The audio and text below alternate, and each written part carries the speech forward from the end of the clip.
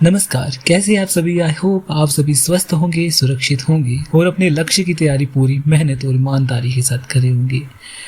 आज की वीडियो हमारी रहने वाली है यूपीएसआई से रिलेटेड। जैसा कि आप सभी जानते हैं कि कुछ समय पहले यूपीएसआई 4543 पदों का रिजल्ट जारी किया गया है।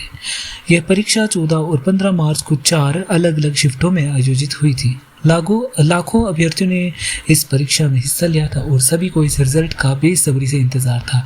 अब रिजल्ट आने के बाद कुछ बच्चों के चेहरे पर खुशी है तो कुछ साथी निराश भी है। जिनका चयन हुआ है उन्हें बहुत बहुत शुभकामनाएं।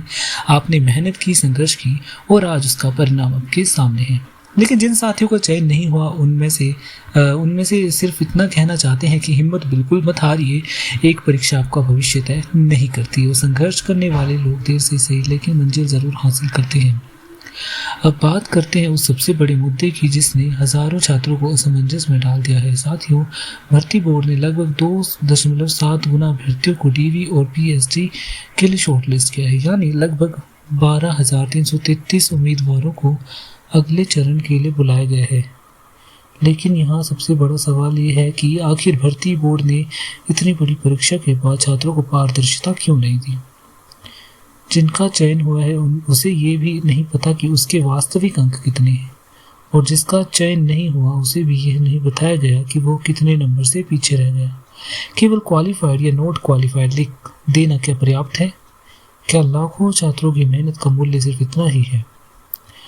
साथियों, जब आप अपना रिजल्ट देखते हैं तो वहाँ नॉर्मलाइज स्कोर दिखाई देता है, लेकिन असली सवाल ये है कि आपका रो स्कोर कितना था।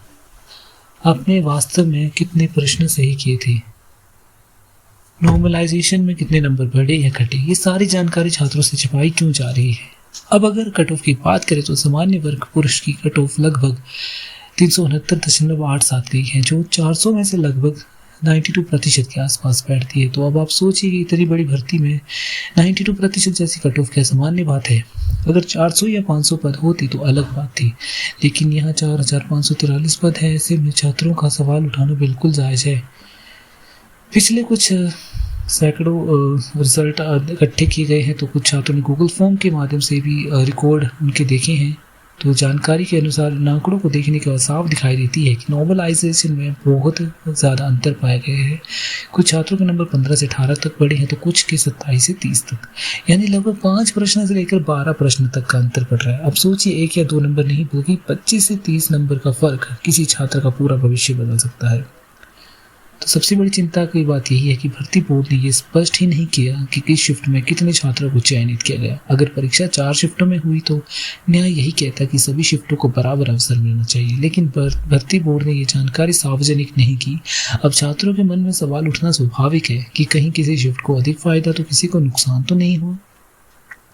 ये मुद्दा सिर्फ यूपीएसआई तक सीमित नहीं है। आने वाले समय में होमगार्ड और यूपी कांस्टेबल जैसी बड़ी परीक्षाएं भी कई शिफ्टों में होने वाली है। अगर आज इस विषय पर आवाज़ नहीं उठाई गई तो कल वही समस्या लाखों अन्य छात्रों के सामने भी आएगी। इसलिए ये लड़ाई किसी एक परीक्षा की नहीं बल्कि पूरे भर्ती सिस्टम में पारदर्शिता की लड़ाई है। अभी जो फाइनल आंसर की में कुछ प्रश्नों को लेकर विवाद भी बना हुआ है। तो उदाहरण के तौर पर सिविल सेवा परीक्षा के चरणों से संबंधित एक प्रश्न में भर्ती बोर्ड ने 2 चरणों वाला विकल्प सही माना, जबकि हर छात्र जानता है कि सिविल सेवा परीक्षा में प्री मेंस और इंटरव्यू कुल 3 चरण होते हैं। अब सोचिए, एक प्रश्न 2.5 नंबर का होता है। यही एक प्रश्न किसी छात्र को चयनित या असफल बना सकता है। ऐसे में छात्रों की चिंता बिल्कुल स्वाभाविक है। ये हर एक छात्र का मुद्दा है जिसने मेहनत करके परीक्षा दी। हर छात्र को अधिकार है कि उसके रो मार्क्स बताए जाए, नॉर्मलाइज्ड मार्क्स बताए जाए, और ये स्पष्ट किया जाए कि नॉर्मलाइजेशन किस आधार पर हुआ। तो ये किसी व्यक्ति विशेष के खिलाफ लड़ाई नहीं है, ये व्यवस्था में पारदर्शिता की मांग है। अगर भर्ती बोर्ड कहता है कि उसकी प्रक्रिया निष्पक्ष और पारदर्शी है तो उसे सारी जानकारी सार्वजनिक करनी चाहिए। तो ये था हमारा अपडेट इससे रिलेटेड। तो अगर आपको ये वीडियो यूज़फुल लगे तो वीडियो को लाइक करें, शेयर करें और चैनल को सब्सक्राइब करें।